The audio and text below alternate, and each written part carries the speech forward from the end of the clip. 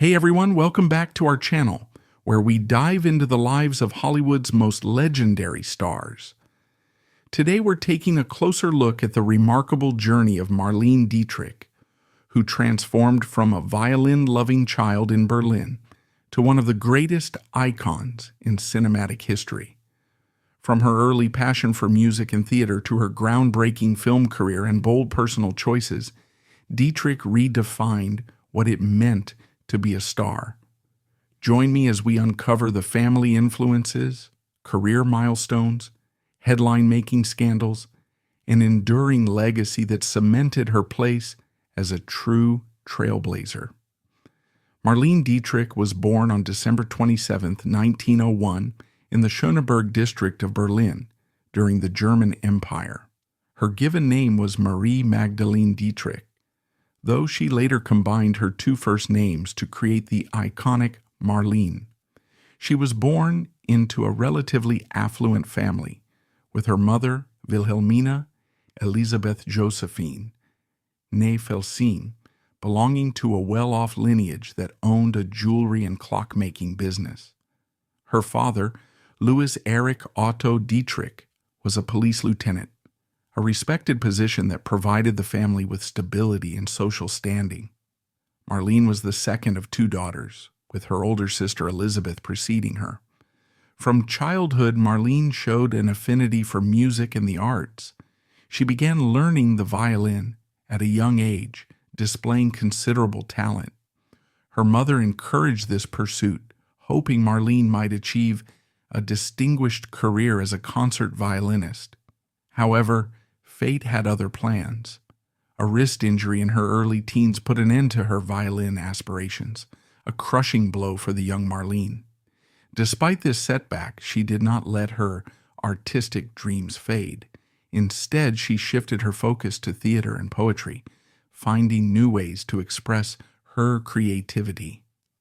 Marlene was educated at Victoria Louise Schule, a prestigious girls' school in Berlin, where she was known for her intelligence and rebellious nature. Her teachers noted her sharp wit and strong opinions, qualities that would later contribute to her success on stage and screen. By the time she was in her late teens, she was already forming her identity as an artist. She joined a small theater group, collaborating with friends to stage performances that showcased her flair for drama and storytelling. Dietrich's first foray into the professional world came when she joined the orchestra of a Berlin cinema, playing the violin in the pit during silent films. However, her stint there was short-lived. She was dismissed after only 4 weeks, allegedly for a lack of discipline. This setback turned out to be a blessing in disguise. It redirected her ambitions toward acting, a field where she would eventually find her true calling. Marlene's fascination with theater grew during this period, and she began studying at the Max Reinhardt Drama School in Berlin, one of the most prestigious acting institutions in Europe at the time. There, she honed her skills, learning from some of the best instructors and rubbing shoulders with aspiring actors who would later rise to prominence. Marlene also developed a reputation for her unconventional beauty and enigmatic charm, traits that helped her secure small roles in stage productions and films. By the age of 19, Dietrich had already penned several poems and was starting to make a name for herself in Berlin's burgeoning art and theater scene. Her early struggles and determination to overcome obstacles shaped her into a resilient and resourceful young woman. These formative years laid the foundation for her eventual rise as one of the most celebrated icons of Hollywood and world cinema. Dietrich's childhood experiences, marked by cultural refinement and early artistic endeavors, paved the way for the close-knit yet disciplined household environment she grew up in. Understanding her family background sheds further light on the values and challenges that shaped her formative years. Marlene Dietrich was born into a family with a blend of discipline, affluence, and cultural richness. Her father, Louis Erich Otto Dietrich, was a police lieutenant, a role that afforded the family social status and financial stability. Known for his strict and authoritative demeanor, Louis was deeply respected in their community. Marlene's mother, Wilhelmina Elisabeth Josephine, née Felsing, came from an affluent family that owned a successful jewelry and clock-making business. Wilhelmina was a refined and traditional woman, instilling in her daughters a sense of discipline and propriety while also exposing them to the finer things in life. Tragedy struck when Marlene was just 5 years old. Her father, Louis, died unexpectedly in 1907 after being thrown from a horse. This devastating loss upended the family's stability and left Wilhelmina to raise Marlene and her older sister, Elizabeth, alone. Despite her grief, Wilhelmina maintained a strong and stoic presence, ensuring that her daughters were brought up with the same discipline and values that their father had emphasized. In an effort to provide stability and security for her daughters, Wilhelmina remarried a few years later. Her second husband, Eduard von Losch, was an aristocratic officer from a well-connected family. Eduard brought a sense of nobility and refinement to the household, further shaping Marlene's appreciation for structure and tradition. However, Eduard's time with the family was short-lived. He enlisted in World War I and died in 1916 during the conflict.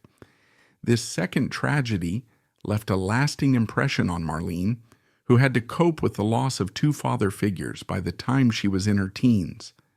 The successive losses of both Louis and Eduard profoundly impacted Marlene's outlook on life. Growing up in a household marked by grief and resilience, she developed an early sense of independence and emotional fortitude. These qualities became defining aspects of her personality, influencing not only her approach to her career, but also her personal relationships. Despite the hardships, Marlene's mother ensured that her daughters were well educated and exposed to the arts. Wilhelmina recognized Marlene's talent and encouraged her to pursue her passions, initially focusing on music. The family's emphasis on discipline and self-reliance helped shape Marlene into a strong and determined individual, attributes that would serve her well as she navigated the challenges of her life and career. Marlene's complex relationship with her mother also played a significant role in her development. While Wilhelmina's expectations were high, her unwavering support and resilience set an example that Marlene would carry with her throughout her life. The combination of aristocratic influence, cultural exposure, and personal loss created a foundation of strength and adaptability that allowed Marlene to thrive in the face of adversity.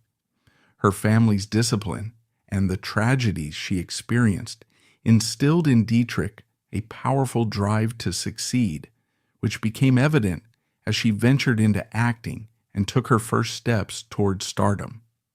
Marlene Dietrich's journey to stardom began in Berlin during the early 1920s, where she took on small roles in silent films and stage productions.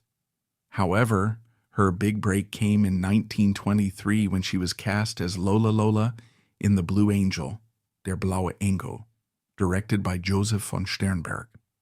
The film, based on Heinrich Mann's novel Professor Unrat, was Germany's first major sound film and an instant sensation. Dietrich's sultry performance of Falling in Love Again, Ich bin von Kopf bis Fuß auf Liebe eingestellt, not only showcased her smoky singing voice, but also solidified her image as an enigmatic femme fatale. Her portrayal of Lola Lola, a cabaret singer who ensnares a respectable professor, resonated with audiences and critics alike, launching her into international stardom. The success of The Blue Angel brought Dietrich to Hollywood in 1930 under a lucrative contract with Paramount Pictures. There, she was positioned as a direct rival to Greta Garbo, another European star. Her first Hollywood film, Morocco, 1930, further cemented her allure. Directed by von Sternberg, the film featured an iconic scene in which Dietrich, dressed in a man's white tuxedo, kissed another woman on screen. A bold and provocative moment that shocked and captivated audiences. The performance earned her an Academy Award nomination for Best Actress, the only Oscar nod of her career. Dietrich and von Sternberg collaborated on 6 more films during the 1930s, including Shanghai Express 1932 and The Scarlet Empress 1934. Together they crafted a distinctive cinematic aesthetic, often enveloping Dietrich in dramatic lighting and opulent costumes that emphasized her androgynous beauty and magnetic presence. Their films were known for their exotic settings and themes of decadence and desire, with Dietrich embodying a uniquely modern blend of strength and sensuality. In the late 1930s, as her collaboration with von Sternberg ended, Dietrich reinvented herself to adapt to changing industry trends. She began taking on roles that showcased her versatility as an actress, appearing in comedies like Destry Rides Again, 1939, where she played a saloon singer opposite James Stewart. Her performance of the song See What the Boys in the Back Room will have become another career-defining moment. Dietrich's career was not confined to the silver screen. During the World War II, she became a prominent anti-Nazi figure, refusing lucrative offers to return to Germany and instead dedicating herself to the Allied cause. She performed tirelessly for U.S. troops on the front lines, often risking her own safety to boost morale.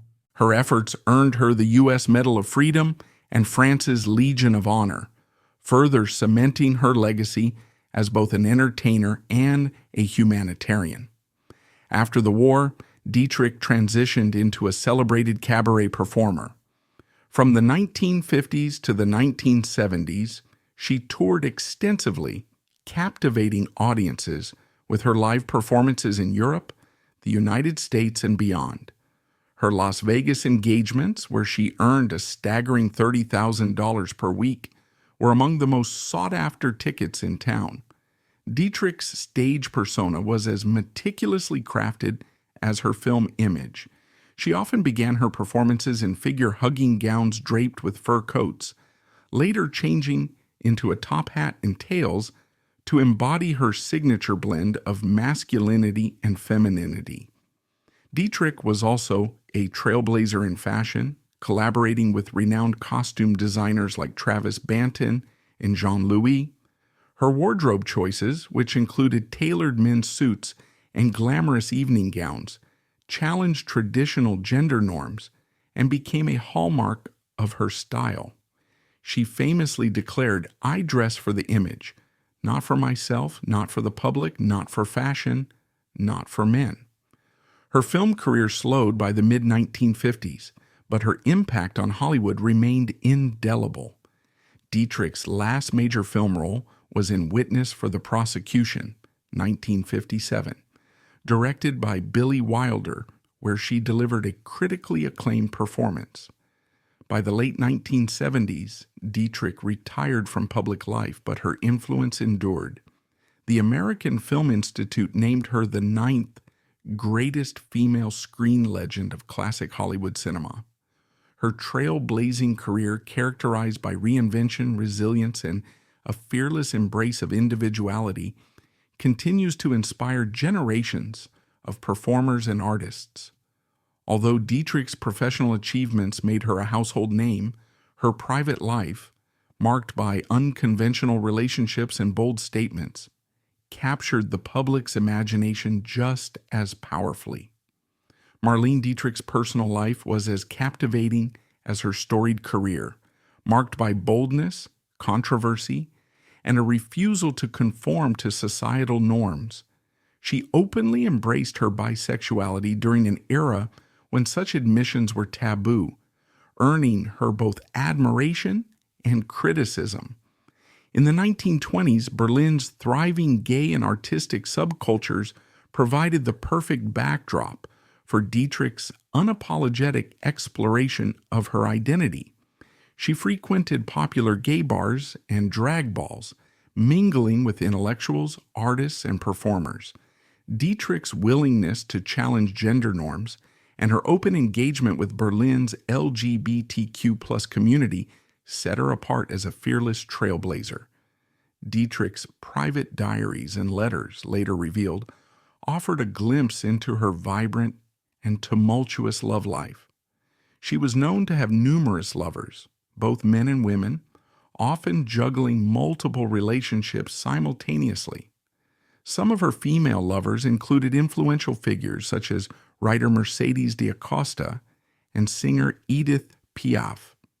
Among her male partners were Hollywood icons like Gary Cooper, John Wayne, and Errol Flynn, as well as high-profile political figures, including Joseph P. Kennedy Sr.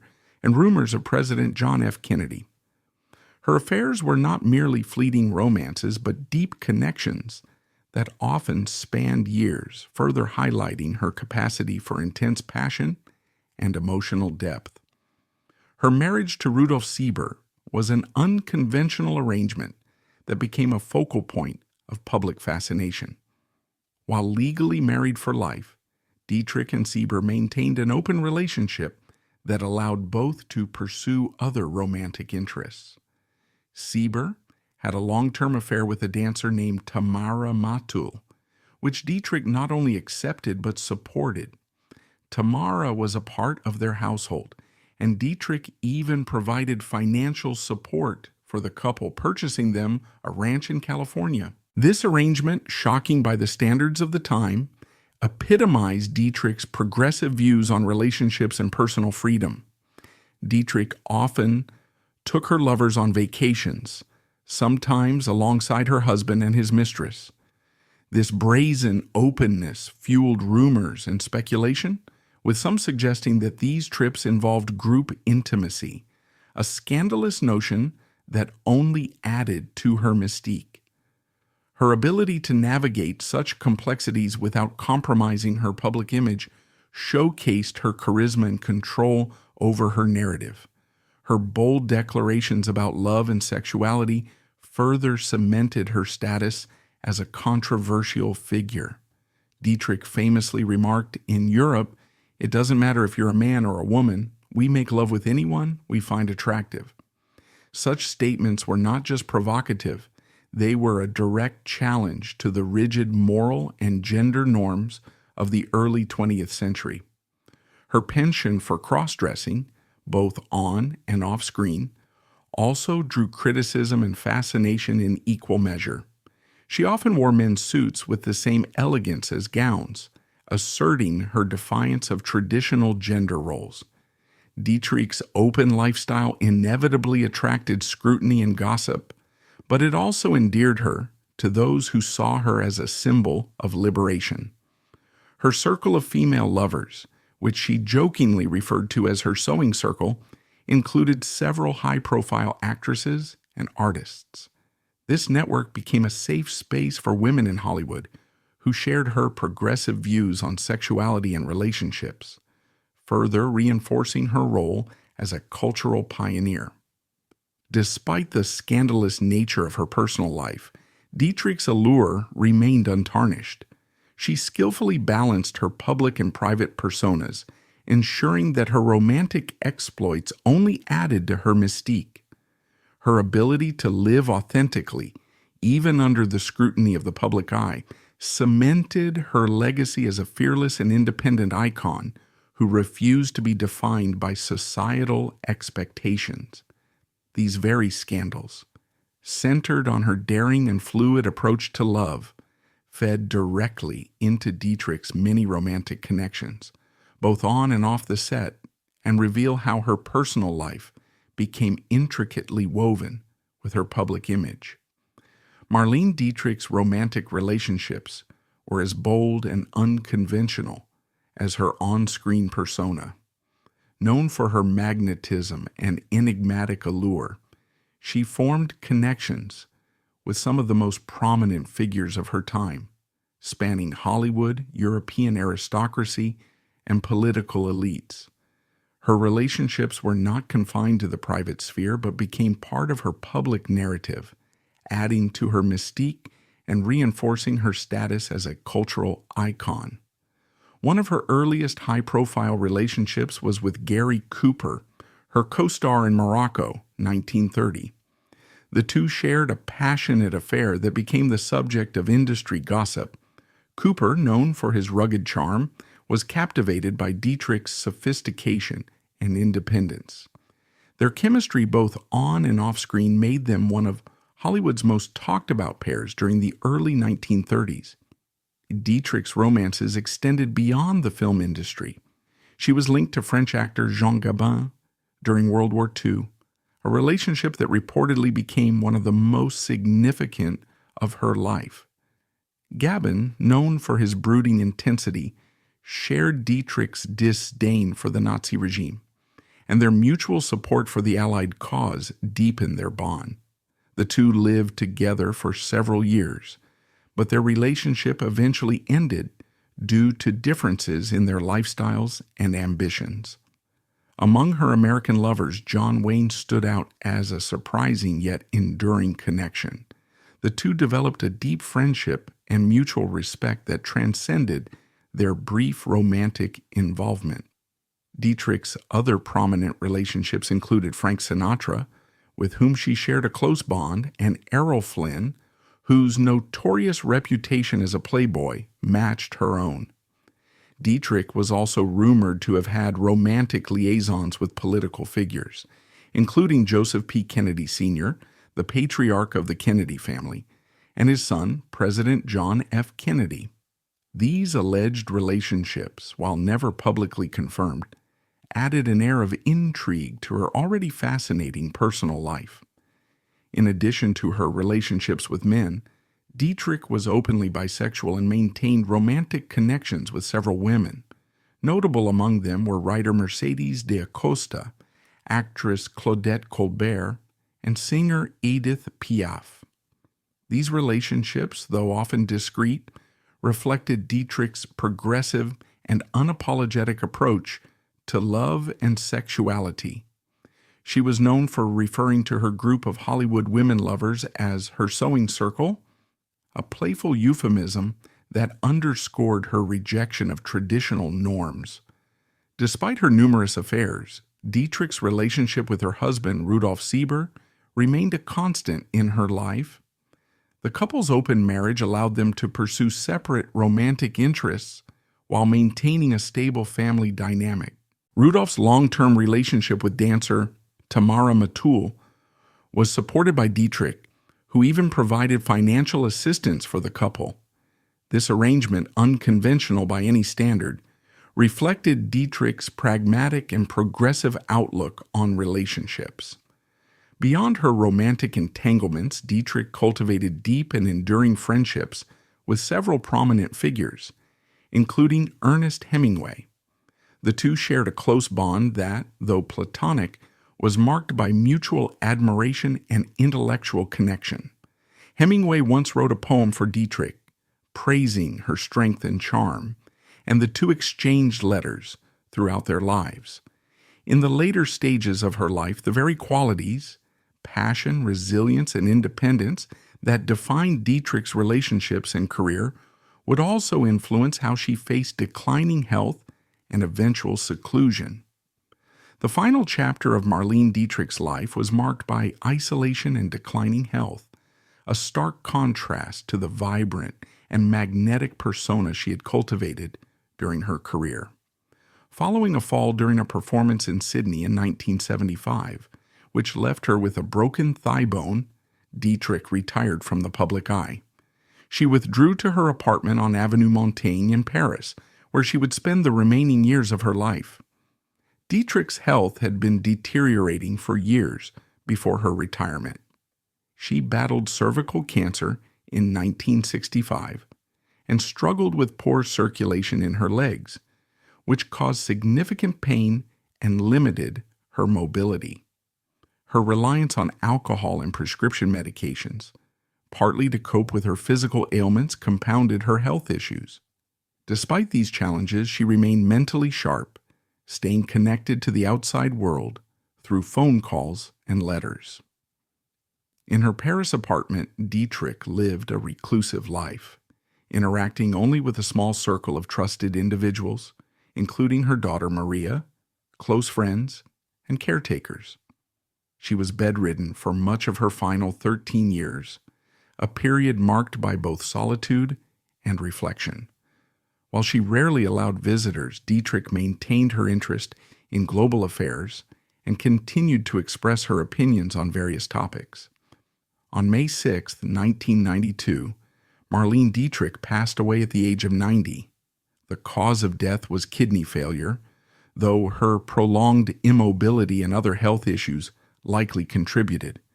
Her passing marked the end of an era as one of the last great icons of Hollywood's golden age left the stage.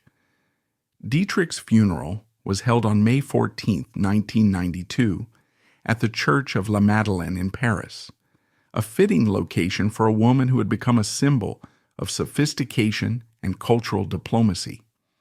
Thousands of admirers, including dignitaries and fans, attended the ceremony to pay their respects. Among the mourners were ambassadors from Germany, the United States, and other nations, reflecting the global impact of her life and legacy. Her coffin was draped in the French flag, a gesture honoring her contributions during World War II, when she had tirelessly supported the Allied cause. At the base of the coffin were 3 medals awarded for her wartime efforts: the French Legion of Honor, the U.S. Medal of Freedom, and the French War Cross. The presiding priest acknowledged her bravery and resilience, remarking on her commitment to fighting for what she believed in.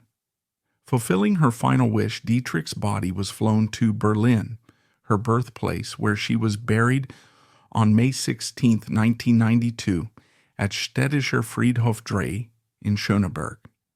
Her grave is located near her mother's, symbolizing her return to her roots. The decision to be buried in Berlin was significant, as it underscored her enduring connection to her homeland, despite her strained relationship with Germany during her lifetime. Marlene Dietrich's death was mourned worldwide, but her legacy as a trailblazing actress, humanitarian, and cultural icon continues to inspire new generations. Her life, marked by extraordinary highs and poignant struggles, remains a testament to her strength, resilience, and unwavering commitment to living authentically. And that wraps up our exploration of Marlene Dietrich's extraordinary life, one marked by resilience, artistic brilliance, and a fearless approach to love and identity. From her early years in Berlin to her final days in Paris, she remained a symbol of independence, captivating audiences both on and off the screen. Let me know in the comments what you found most fascinating about her story, and don't forget to like, share, and subscribe for more deep dives into the world's most iconic stars. Until next time,